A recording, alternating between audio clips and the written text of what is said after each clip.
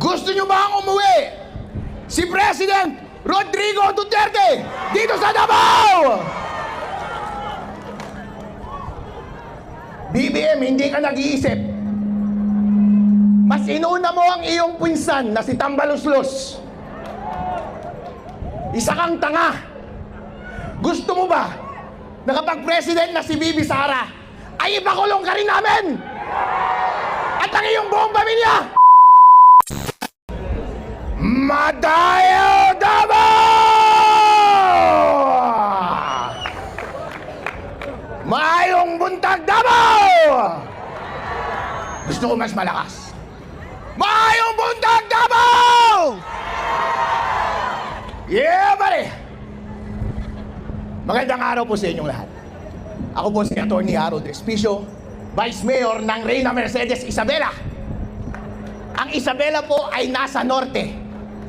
Isa po akong Ilocano. Nagtataka siguro kayo, bakit ako nandito? Nandito ako para sabihin sa inyo na ang mga Ilocano, ang mga taga-Isabela, mga taga-Luzon, ay solid Duterte!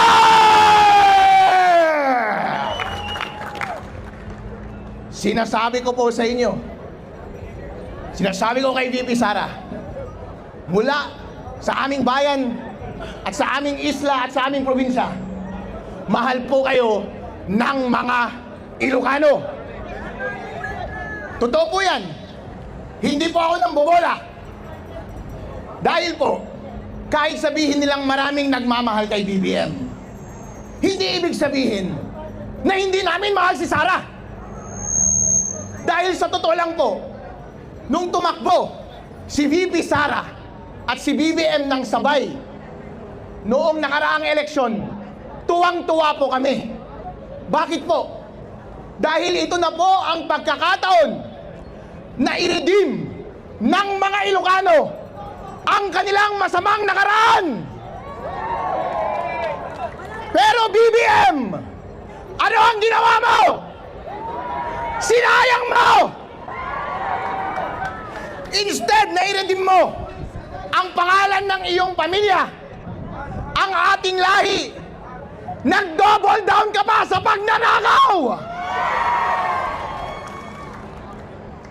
Instead na suportahan mo ang nagpanalo sa iyo bilang presidente,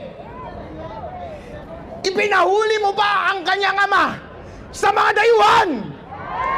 Wala kang utang na loob.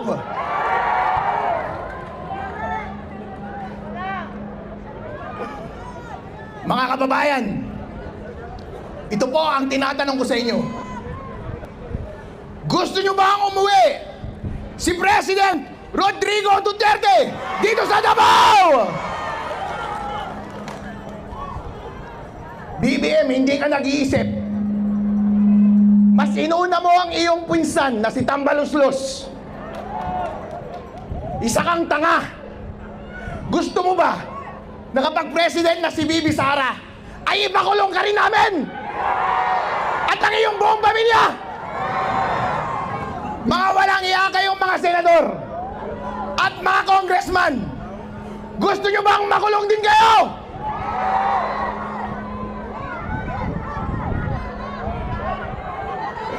Ngayon po, ito ang ginagawa nila. Gusto nilang i-impeach si VP Sara para hindi siya manalo bilang presidente ng Pilipinas. Papayag ba kayo doon? Ayun, gusto kong mas maging malakas ang inyong sagot. Gusto kong iparinig ninyo hanggang sa Malacanang. Papayag ba kayong hindi maging presidente si VP Sara Duterte ng Pilipinas? Maraming salamat po.